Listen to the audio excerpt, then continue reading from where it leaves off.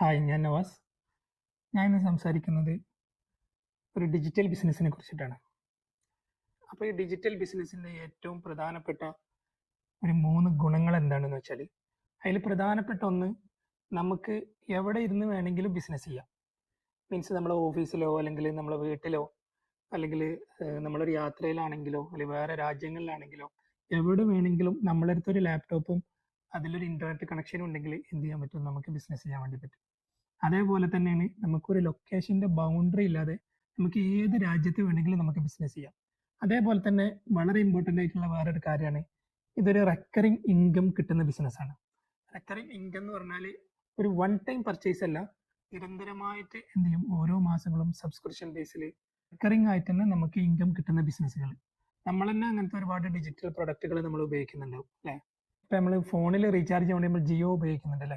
എന്താണ് എല്ലാ മാസവും എന്താണ് റീചാർജ് ചെയ്തുകൊണ്ടേ ഇരിക്കുകയാണ്. നമുക്ക് ഒരിക്കലും അത് സ്റ്റോപ്പ് ചെയ്യാൻ കഴിയൂല. അതേപോലെ തന്നെ നമ്മളെ വൈഫൈ, ടി വി ചാനലുകൾ, നമ്മളെ വെബ്സൈറ്റുകൾ, നമ്മളെ ഡൊമൈനുകൾ, ഇങ്ങനത്തെ ലക്ഷക്കണക്കിന് ഡിജിറ്റൽ പ്രൊഡക്റ്റുകളുണ്ട്. ഇതൊന്നും എന്തല്ല, ഒരു വൺ ടൈം പർച്ചേസ് അല്ല, നമ്മൾ കണ്ടിന്യൂസ് ആയിട്ട് ഇതിൻ്റെ സബ്സ്ക്രിപ്ഷൻ ഫീസ് നമ്മൾ കൊടുത്തുകൊണ്ടിരിക്കേണ്ടി വരും. അപ്പോൾ ഇങ്ങനത്തെ പ്രൊഡക്റ്റുകൾ ഒരുപാട് നമ്മൾ ഉപയോഗിക്കലുണ്ട്. അപ്പോൾ ഇങ്ങനത്തെ പ്രൊഡക്റ്റുകൾ ബിൽഡ് ചെയ്യാൻ പറ്റിയാൽ അത് നല്ലൊരു ബിസിനസ് ആയിരിക്കും. ലോകത്ത് ഒരുപാട് ടൈപ്പ് ബിസിനസ്സുകളുണ്ട്. ഒരു ലോക്കലി ഒരു ഏരിയ മാത്രമായിട്ടുള്ള ബിസിനസ്സുകളുണ്ട്. റീറ്റെയിലും ഹോൾസെയിലും പല ടൈപ്പ് ബിസിനസ് ഉണ്ട്. പക്ഷേ ഇപ്പോൾ വരുന്ന കുട്ടികൾക്കൊക്കെ കുറച്ചും കൂടി പഠിക്കാനും അവർക്ക് ഒരു സ്ഥലത്ത് മാത്രം ഇരുന്നിട്ട് തന്നെ ജോലി ചെയ്യാനൊക്കെ അവർക്ക് ഭയങ്കര വിഷമവും കാര്യങ്ങളൊക്കെ ആയിരിക്കും.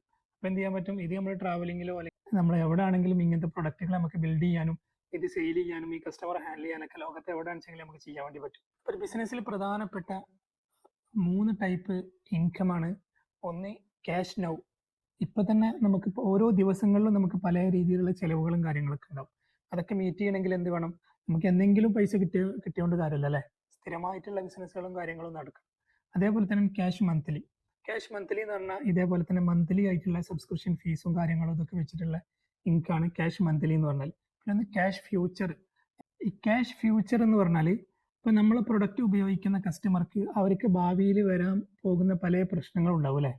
അപ്പോൾ എന്ത് ചെയ്യണം? ഇതൊക്കെ നമ്മൾ മുൻകൂട്ടി കണ്ടിട്ട് നമ്മൾ അതിന് വേണ്ടുന്ന അപ്ഡേറ്റ്സുകളും കാര്യങ്ങളും പുതിയ ഫീച്ചേഴ്സ് പുതിയ ഓപ്ഷൻസ് ഒക്കെ നമ്മളെ സോഫ്റ്റ്വെയറിൽ തന്നെ ഉണ്ടാക്കിയിട്ട്, നിങ്ങൾക്കറിയാം ആദ്യം ആമസോണിലൊന്നും പ്രൈം ഉണ്ടായിരുന്നില്ല, സാധാ ആമസോൺ മാത്രമാണ്. പിന്നെ എന്താ, പ്രൈം സർവീസ് തുടങ്ങി.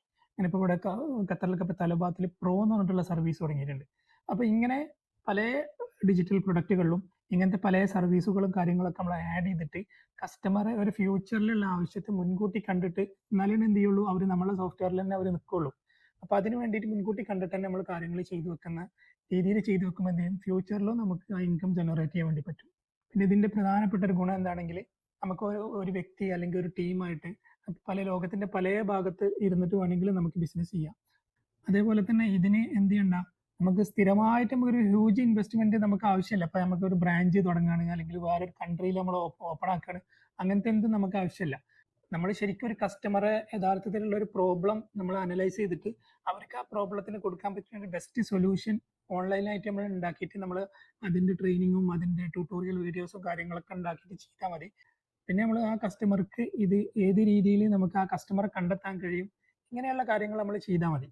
അപ്പോൾ ഇത് നല്ലൊരു പോസിബിലിറ്റിയാണ്.